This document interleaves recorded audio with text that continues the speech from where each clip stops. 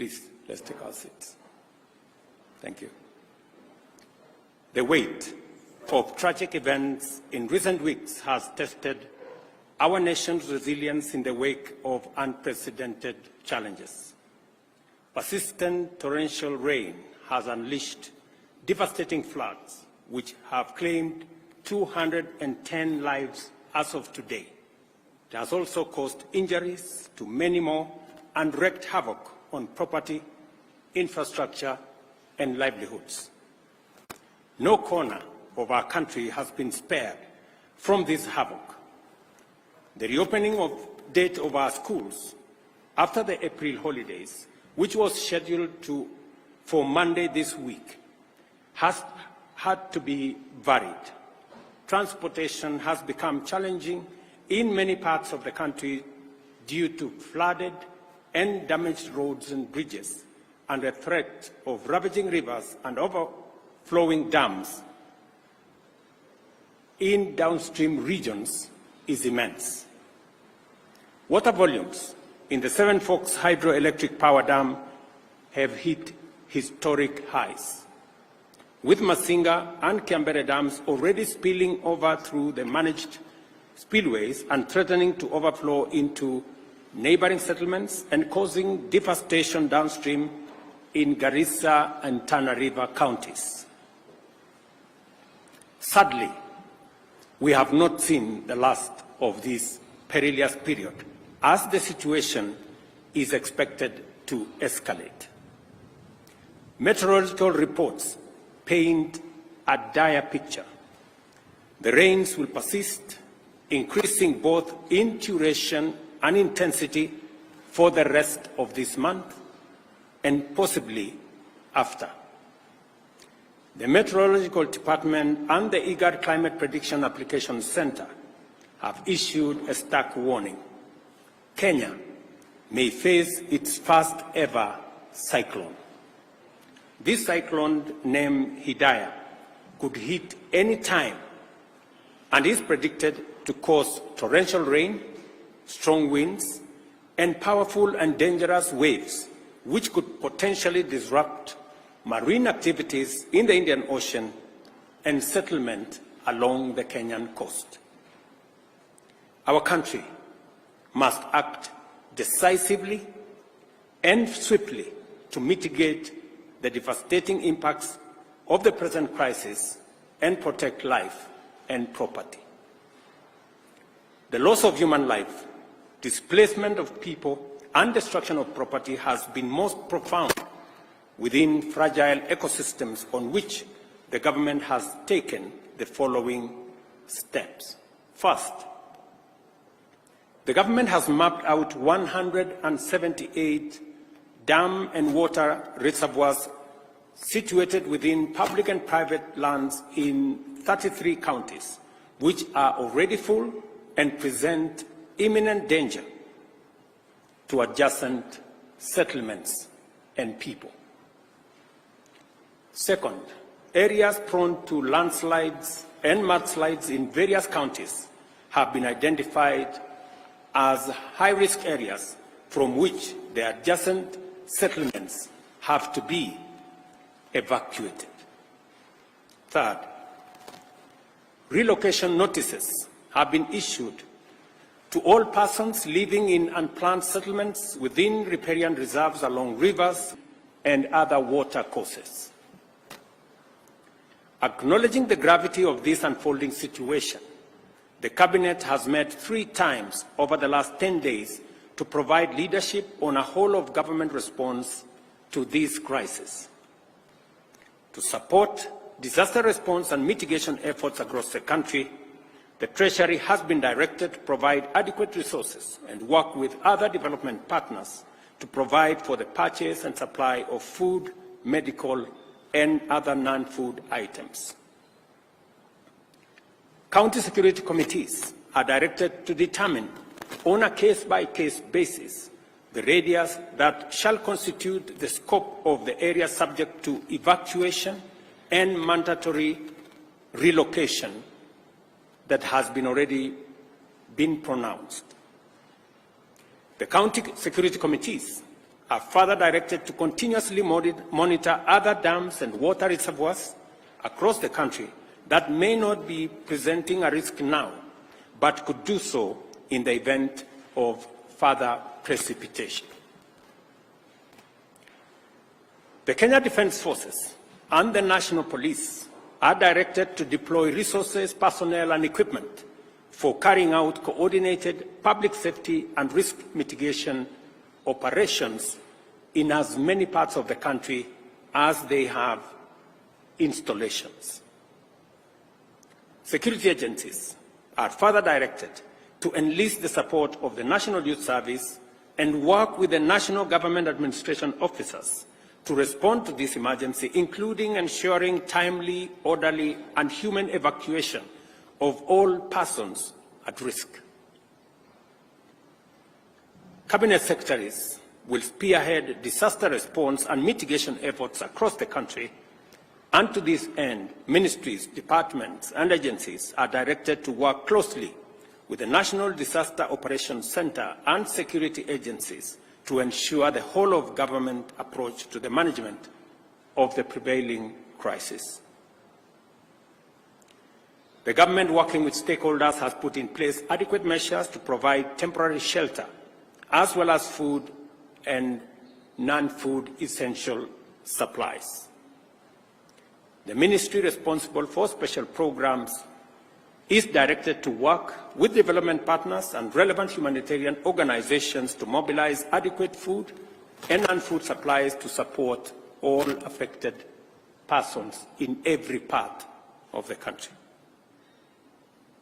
The Ministry of Agriculture and Livestock Development, through the National Cereals and Produce Board, is directed to make available food supplies in government stores to support this effort.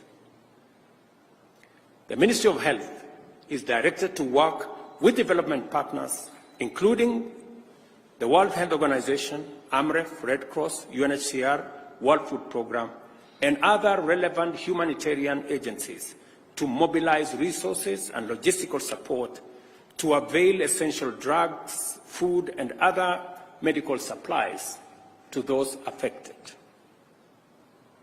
The Ministry of Interior is directed to coordinate the relocation and evacuation of the affected members of the public, identification of sites for temporary shelter for displaced persons, and supervise the overall support program.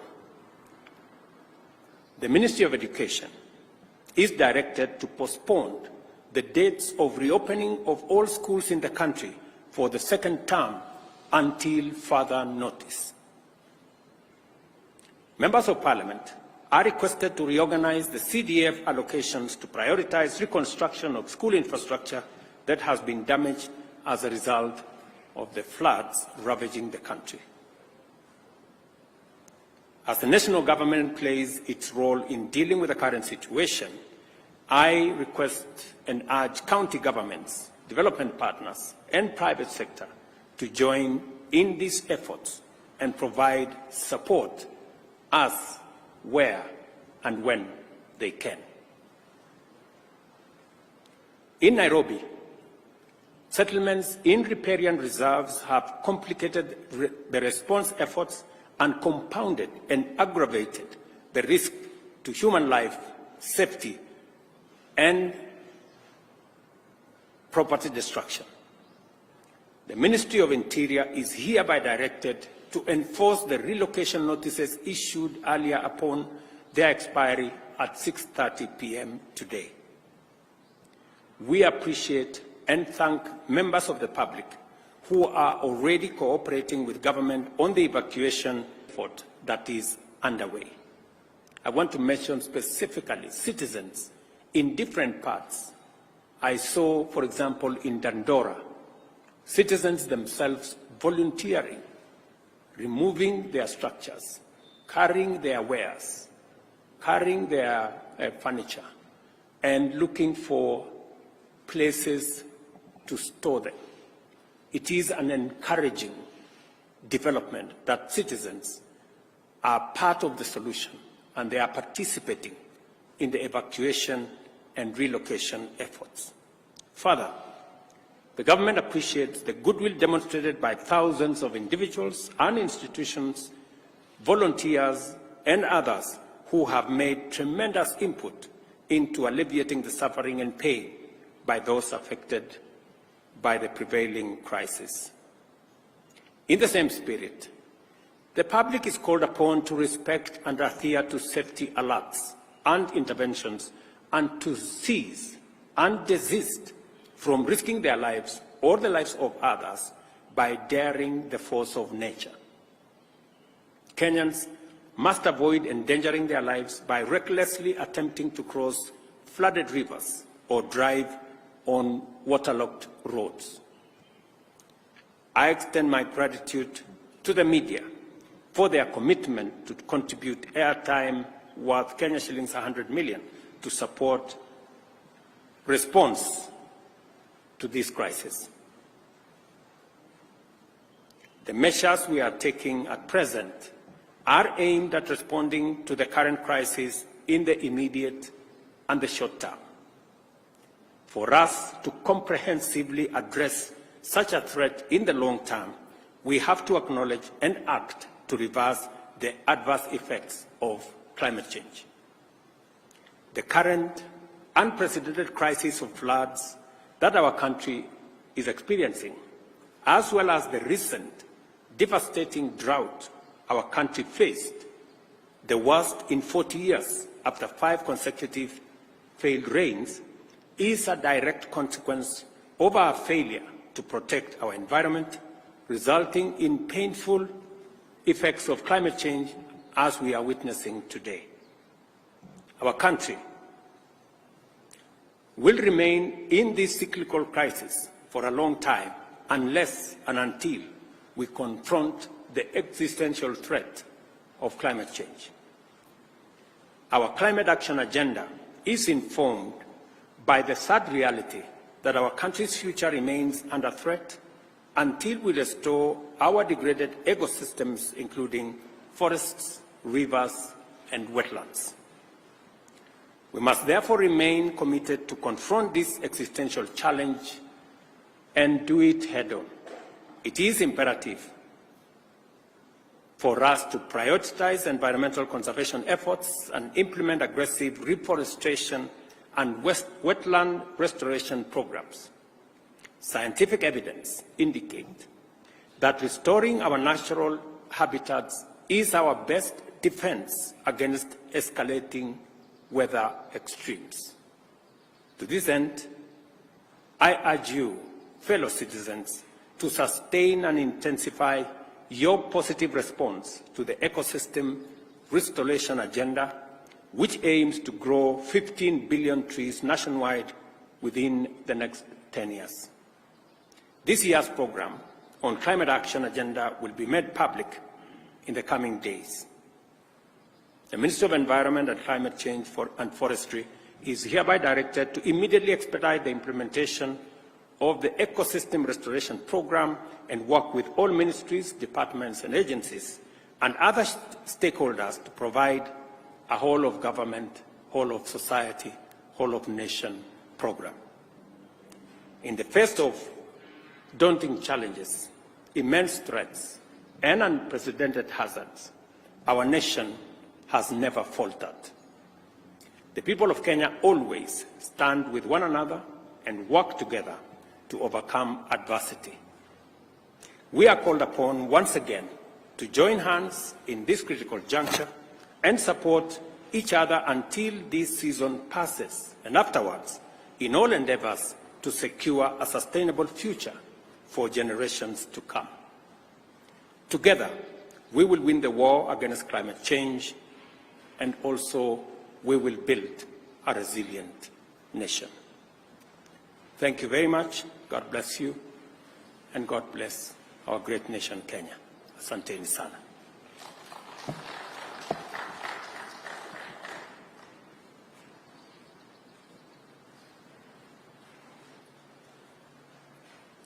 Thank you very much. Your Excellency, my name is Mwangi Maina from Inoro TV.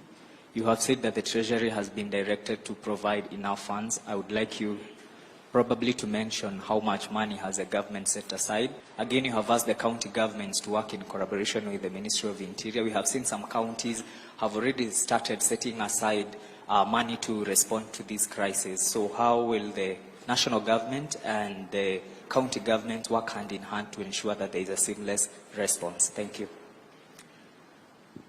We have three things in quick succession. Treasury has been mobilized to, number one, prioritize disbursements to counties to make sure that counties have the necessary resources to deploy intervention to manage this crisis. Number two, we have also directed Treasury to provide resources to our NGCDF and members of parliament to prioritize the reconstruction of school infrastructure that has been destroyed by the floods. Number three, we have also directed the Treasury, working with the Ministry of Roads and Infrastructure and our military, to provide resources for roads, bridges, and other travel infrastructure that has been destroyed by the roads, by the floods. And we have asked Treasury to work with the resources they have, engage with development partners, and we are also encouraging the private sector to step forward. In fact, private sector persons, individuals, and organizations who wish to contribute to this national effort, the Office of the Deputy President will coordinate that effort, and additional information on how citizens, private sector individuals, private sector institutions can participate in this exercise will be issued by the Office of the Deputy President.